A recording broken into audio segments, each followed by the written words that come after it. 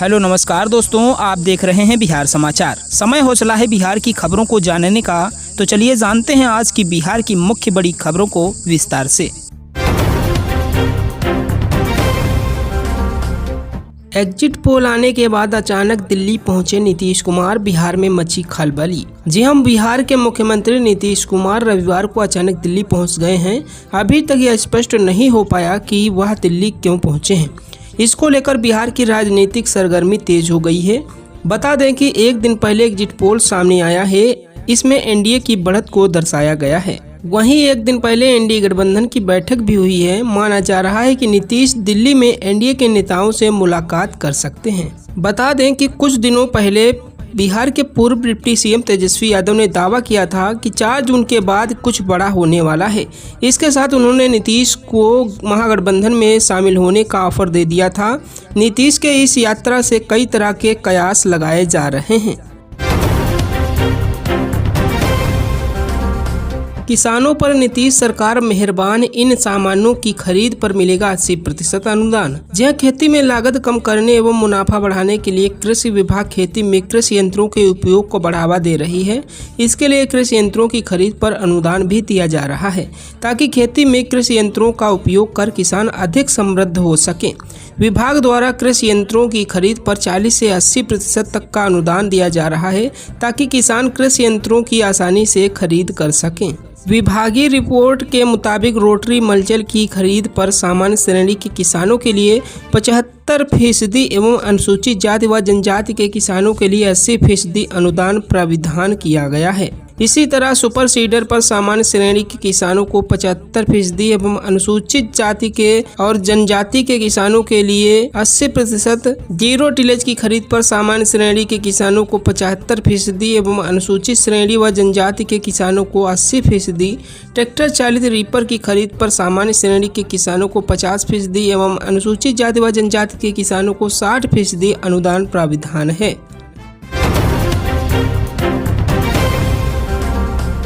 Exit polls में तीसरी बार मोदी सरकार, 542 सीटों के 13 पोल में एनडीए को 365, इंडिया को 145 सीटें।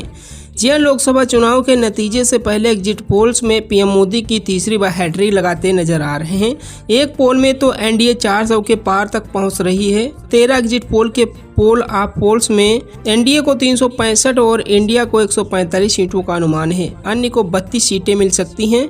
इस बार भाजपा 2019 में मिली 303 सीटों का आंकड़ा पार कर सकती है। हिंदी पट्टी के राज्य उत्तर प्रदेश, राजस्थान, मध्य प्रदेश, छत्तीसगढ़, दिल्ली में भाजपा को एक तरफा बढ़त का अनुमान बताया गया है। इन राज्यों के 90% से ज्यादा सीटों पर भाजपा की जीत तय मानी जा रही है। एमपी की 29 सीटों में भाजपा को 28 से 29 और वहीं राजस्थान में 25 सीटों में से 23 से 25 सीटें मिलने का अनुमान है। पटना में बीजेपी कैंडिडेट रामकृपाल यादव पर फायरिंग, सांसद बोले मैं हिंसा की राजनीति नहीं करता। राजद विधायक रेखा देवी पर उठाए सवाल। पटना की पाटलिपुत्र लोकसभा सीट से बीजेपी प्रत्याशी रामकृपाल यादव पर शनिवार 1 जून को फायरिंग की गई। जानकारी के मुताबिक मसौढ़ी से लौटने के दौरान अज्ञात अपराधियों ने उन पर गोली चलाई। हालांकि रामकृपाल इस हमले में बाल बाल बच गए। उनके साथ कार में सवार एक समर्थक को चोट आई है। पुलिस मौके पर पहुंची और जांच में जुट गई है। रविवार की सुबह टहलने निकले बीजेपी सांसद ने खुद पर फायरिंग को लेकर कहा कि मैं हिंसा की राजनीति नहीं करता। 40 सालों में ये कोई नहीं कह सकता कि मैंने किसी को पत्थर मारा हो। राजद विधायक रेखा देवी पर आरोप लगाते हुए पूछा कि वो बूथ के अंदर किस अधिकार से गई थी।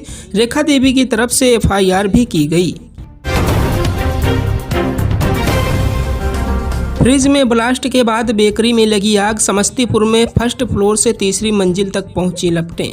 जे समस्तीपुर में रविवार की सुबह फ्रिज में ब्लास्ट होने से आग लग गई। उसके बाद आग धीरे धीरे फैलने लगी।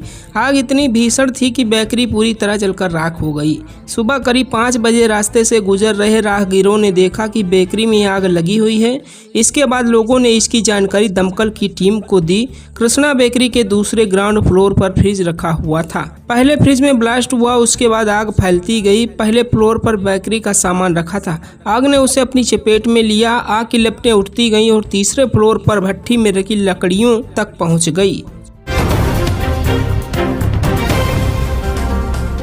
चाय पीने निकले बुजुर्ग के सिर में मारी गोली। छपरा में बाइक सवार बदमाशों ने की फायरिंग। जी हां, छपरा में रविवार को अहले सुबह चाय पीने गए बुजुर्ग के सिर में अपराधियों ने गोली मार दी और मौके से फरार हो गया। गोली लगने के बाद घायल बुजुर्ग को स्थानीय लोगों ने छपरा सदर अस्पताल में भर्ती कराया, जहां उसकी गंभीर हालत को देखते हुए पटना के पीएमसीएच रेफर कर दिया गया।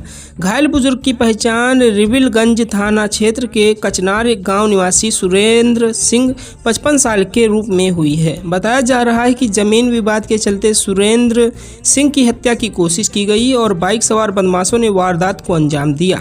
जानकारी के मुताबिक काफी दिनों से जमीनी विवाद चल रहा था। सीतामढ़ी थाना में 215 लीटर शराब किया गया नष्ट, गड्ढा खोद किया गया जमींदोज। जी हां, प्रखंड के सीतामढ़ी थाना की पुलिस ने विभिन्न कांडों में जब्त 215 लीटर महुआ शराब रविवार को नष्ट किया। नोडल पदाधिकारी शाह मेस्कोर, अंचलाधिकारी अभिनव राज व सीतामढ़ी थाना अध्यक्ष रश्मि कुमारी की उपस्थिति में थाना परिसर में ही गड्ढा खोद शराब को बहाने के बाद जमींदोज कर दिया गया। थाना अध्यक्ष रश्मि कुमारी ने बताया कि वरीय अधिकारी के आदेश के आलोक में सीतामढ़ी थाना के विभिन्न कांडों में जब्त किए गए 215 लीटर महुआ से निर्मित देसी शराब को नष्ट किया गया। इधर विभिन्न 3 कांड से बरामद किए गए 45 लीटर महुआ देसी शराब को भी थाना परिसर में नष्ट किया गया। मौके पर अपर थाना अध्यक्ष गौरव कुमार सहित कई अधिकारी व कर्मी उपस्थित रहे। बिहार से 4 लोगों को पकड़कर ले गई हरियाणा पुलिस। गुरुग्राम से कांड करके हो गए थे सभी फरार। जी हां, हरियाणा के गुड़गांव में हुई एक लूट की घटना को लेकर वहां की पुलिस ने बुढ़ेला से 4 लोगों को गिरफ्तार किया है। जानकारी के अनुसार बुढ़ेला गांव निवासी पिंटू कुमार गुरुग्राम में एक वृद्ध दंपत्ति के यहां काम करता था। गत सप्ताह पूर्व वह रात में दंपत्ति को नशीली दवा खिलाकर उनके घर में रखे 2 लाख रुपए नगद व आभूषण सहित लगभग 30 लाख रुपए की संपत्ति लूटकर फरार हो गया। इस संबंध में वृद्ध दंपत्ति सुजाता आनंद व अनिल कुमार आनंद ने खेड़की दौला थाना में प्राथमिकी दर्ज कराई। पिंटू कुमार ने दंपत्ति को अपना पता व आधार कार्ड फर्जी दिया था। प्राथमिकी के अनुसंधान में लगी क्राइम ब्रांच की पुलिस उसके मोबाइल लोकेशन के आधार पर उसके घर तक पहुंचने में कामयाब रही। 3 बच्चों के चक्कर में गई पार्षदी, अब चुनाव नहीं लड़ पाएंगी सीतामढ़ी की उषा। जब बिहार के सीतामढ़ी जिले के नगर पंचायत सुरसंड के वार्ड नंबर 11 की उषा देवी के हाथ से वार्ड पार्षद की कुर्सी छीन गई। चुनाव लड़ने के दौरान वह 3 बच्चों की मां थी, पर इस सच्चाई को छुपा लिया था और नामांकन के क्रम में कागजातों पर 2 ही बच्चे होने का उल्लेख की थी, जिसका अब खुलासा हुआ है। इसके चलते उन्हें वार्ड पार्षद की कुर्सी से हाथ धोना पड़ गया है। उनके खिलाफ राज्य निर्वाचन को शिकायत मिली थी। सुनवाई के बाद शिकायत को सच मानकर राज्य निर्वाचन आयुक्त डॉक्टर दीपक प्रसाद ने उषा देवी को पदच्युत कर दिया है। साथ ही जिला निर्वाचन पदाधिकारी शाह डीएम को तथ्य छुपाकर चुनाव लड़ने के आरोप में उषा देवी के खिलाफ विधि सम्मत कार्रवाई करने को कहा है।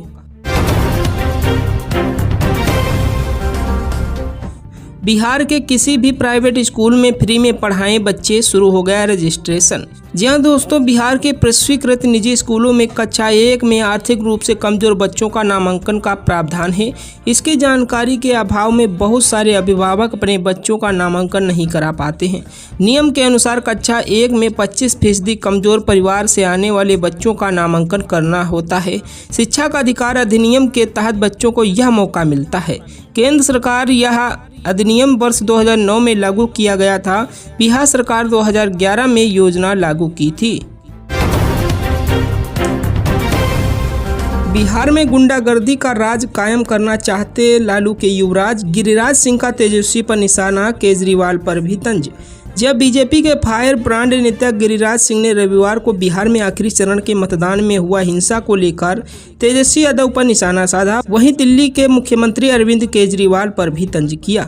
गिरिराज सिंह ने कहा कि देश का दुर्भाग्य है कि आज जो भ्रष्टाचार में जेल जा रहा है, जो दवा और दारू दिल्ली के लोगों के ऊपर एक क्रूर मजाक बन गया है। यह चीफ मिनिस्टर जो भ्रष्टाचार के खिलाफ सुनकर दिल्ली में आए थे, आज भ्रष्टाचार के महिमा मंडित करने की कोशिश कर रहे हैं, राजघाट जा रहे हैं, जैसे लग रहा है कि भगत सिंह हो गए हों।